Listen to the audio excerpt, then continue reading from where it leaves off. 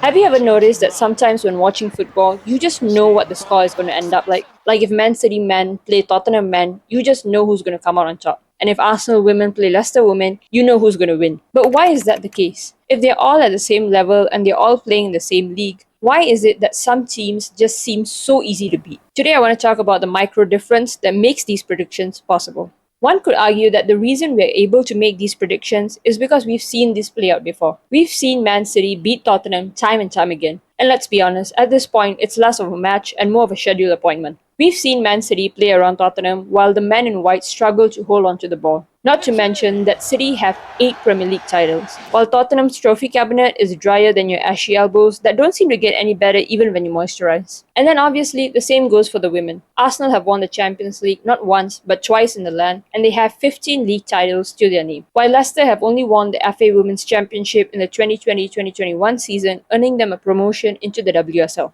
But the question still begs, why? Why don't the losing teams just win? And is it really that difficult to beat the teams at the top of the table?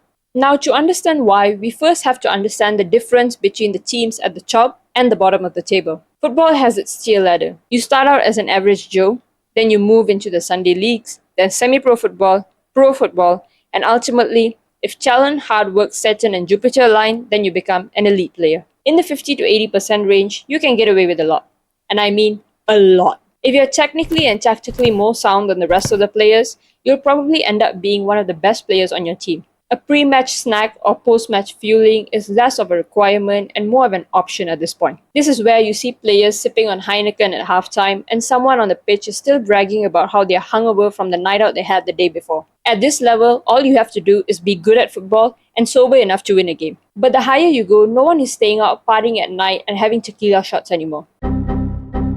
Okay, maybe not everyone. In the top 19%, the gap starts to close. Physically, everyone can run. Technically, players can pull off sombreros. And tactically, everyone understands what they need to be doing on the pitch. So the difference lies in mentality. Players who are more mentally ready tend to stand up. And if the team has more players that are more mentally ready than the other, it is inevitable who's going to win. But the real salsa lies in this tiny, tiny group up here. Because when you are up here, technically, tactically, physically, and even mentally, everyone is at the same level. So if you are sitting in the top 1%, the only thing that can make a difference is a 0.1%. That is literally the thing that makes you go either, how did she do that?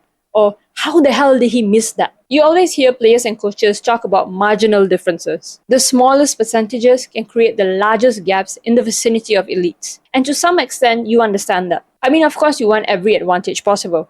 If there's a way to recover quicker, you want that. If there's a way to sleep better, you'd give it a go. But in a room where everyone is doing everything right, a pegger of a mistake can mean not just losing a game, but also the title race. And for you white folks who didn't understand that, a pegger is an ounce. There's a reason why Anfield designed their away dressing room to look like one that is straight out of a high school. It's why the home team dugout seats have heating pads and the away team gets hard plastic bum resters. And it's a reason why teams that arrive away at Anfield have to take a long walk down the 100-meter track to get to their dressing room when they could have just walked straight in. And sure, all of that sounds petty, like you're deliberately trying to put the odds in your favor. You're going out of your way to make the opposition's life hard, and you're doing everything in your power to intimidate them. But that is the point, to use tiny psychological tricks like this to gain an advantage. Because if Man City was slightly more rested than Tottenham, and Arsenal was slightly more fueled than Leicester, that would make a world of a difference in performance. One team would glide past the other, and the difference in league standings would tell you everything that you need to know. At the top,